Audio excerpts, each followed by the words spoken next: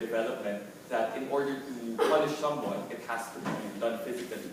And so violence or negativity begets further violence or negativity. So isn't that bad for the development of the child? Your Excellency, before I answer your question, I see that I only have 1 minute left. As that is the case, may I please request for an additional 5 minutes to make my submissions? Okay. Thank you, Your Excellencies. Your Excellencies, as stated by, when you state that it does beget a cycle of violence, so to speak, this is not corroborated by findings in studies. Your Excellencies, largely finds that the correlation between the negative development of the child in terms of his aggressiveness and therefore his penchant for administering force upon others does not have a positive correlation with corporal punishment. This is again, Your Excellencies, assuming without conceding that correlation of data is indeed admissible in the case of bar.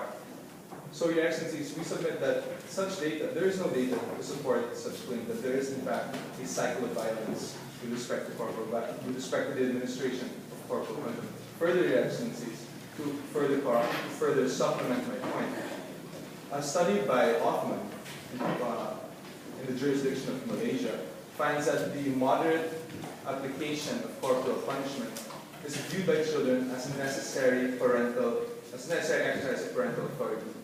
Therefore, Your Excellency, they do not see it as negative, rather it is for their benefit. It is the parent's prerogative to discipline the child using corporal punishment. This is in Malaysia, which is obviously a neighbor of the Philippines in Southeast Asia. Your Excellencies, if there are no further observations, I shall now proceed to my second portion on international law. Thank you, Your Excellencies. Your Excellencies, the United Nations Convention on the Rights of the Child is the primary convention with respect to corporal punishment upon the persons of children. It cannot be said that the provisions therein, insofar as they relate to corporal punishment, which we submit, it does not explicitly do so, are immediately implementable in the case of bar. Two doctrines working in harmony will elucidate my position.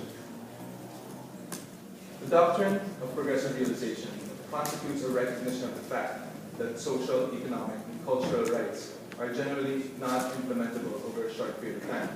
This doctrine is embraced in the Convention in Article 24, Paragraph 4, wherein it states that state parties have the duty to progressively realize the rights contained within the Convention.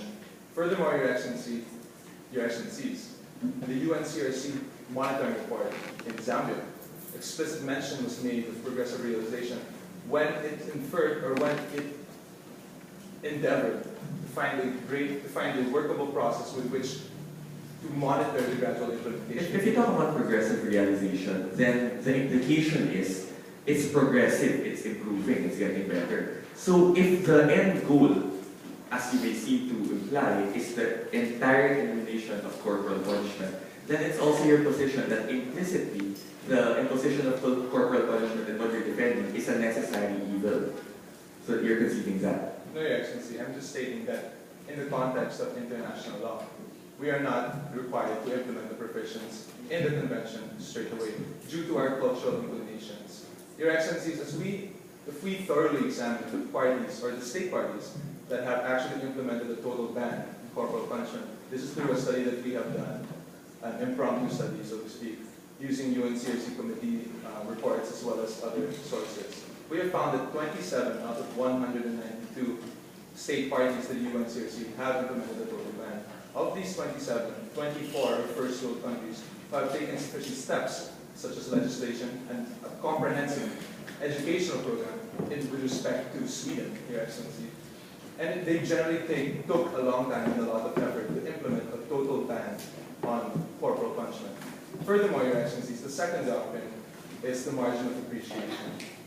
The margin of appreciation, as stated by Donahoe and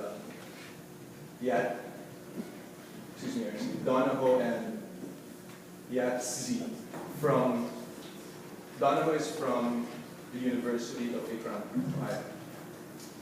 They cite sources which say that margin of appreciation constitutes a recognition of the fact that states are in the best position with respect to how they will implement their human rights obligations. This is because they have an intimate knowledge of their culture, of the cultural context, their jurisdiction. With respect to these documents, Your Excellencies, we submit that the Philippines is not compelled under international law to immediately implement or even implement the provisions of the UNCRC with respect to corporal punishment. And as I've said, Your Excellencies, beforehand, there is no explicit mention of corporal punishment in the UNCRC. So in effect, my arguments are actually assuming without conceding that there is an explicit mention, because there is only mention of this in General Comment 8 of the UNCRC Committee, which does not have binding value in the Philippines. It's merely recommendatory. Your Excellencies, I wish to leave you with this last point. There is a negative connotation when we say corporal punishment. When we hear punishment, there's always a negative connotation. As such, for the purposes of this argument, Your Excellencies, we have coined the term reasonable corporal discipline. If there are no further observations, Your Excellencies, I shall now cede the podium to my co-agent, Mr. Gerald Vespucci. Thank you, Your Excellencies, and may it please the Court. Second Counsel.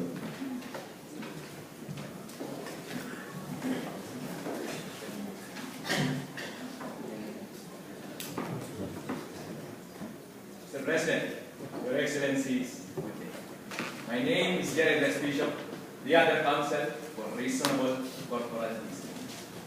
I shall tackle our last submission, Your Excellencies, that is, the abolishment of reasonable corporal discipline is anathema to state policies. But before delving into that matter, Your Excellencies, I would like to raise any impression that we are stifling the right of the child against abuse in our advocacy in sustaining reasonable corporal discipline is an available choice for parents in rearing their children. As a matter of fact, Your Excellencies, our current laws already are sufficient in protecting our youth from abuses coming from their parents.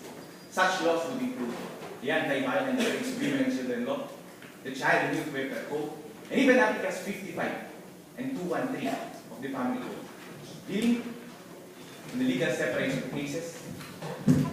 You've been citing a lot of laws. A while ago, your co-counsel was also citing child abuse from Black's Law Dictionary. Am I correct?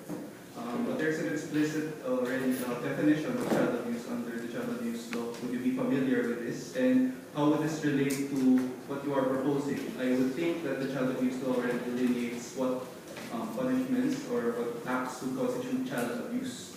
How does this differ to what you are proposing right now? By all means, Your Excellency, if we have to examine these laws, what is suppressed as a form of corporal punishment is violence, cruelty, malice, infliction of pain towards the children. But what we are protecting here, Your Excellency, is the right of the parent in disciplining their children pursuant to Article 220, Paragraph 8 of the Family Code, saying that the parents have the right to impose discipline upon their children as may be necessary for their formation of good character. Is it your position then that the parent cannot discipline the child unless they resort to corporal punishment? Your Excellencies, as eloquently elucidated by my co-counsel, Mr. Gaston Perez de Calde, by all means the parents can choose from among the vast alternatives to corporal punishment. But what we seek to protect here, Your Excellency, is the non-abolishment. I was talking about discipline. I mean, is corporal punishment necessarily a part of disciplining the child, or you can discipline the child without resorting to corporal punishment? By all means, the parents can discipline the child without resorting to corporal punishment, Your Excellency. But, as shown by the study of Ong in 2008, a member of the University of the Philippines Center for Integrative and Development Studies said that the choice of parents in disciplining their children during their youth is the application of corporal punishment. Your Excellencies, I shall prove our last submission that the abolishment of reasonable corporal discipline is anathema to state policies in two ways. The first way being, it is repugnant to the parental right in rearing the youth, and second, to the family's unity.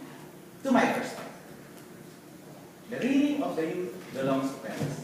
Pursuant to Article 220, Paragraph 8 of the Family Code, Articles 1 and 45 of the Child and Youth Welfare Code, and Article 2, Section 12 of the Constitution.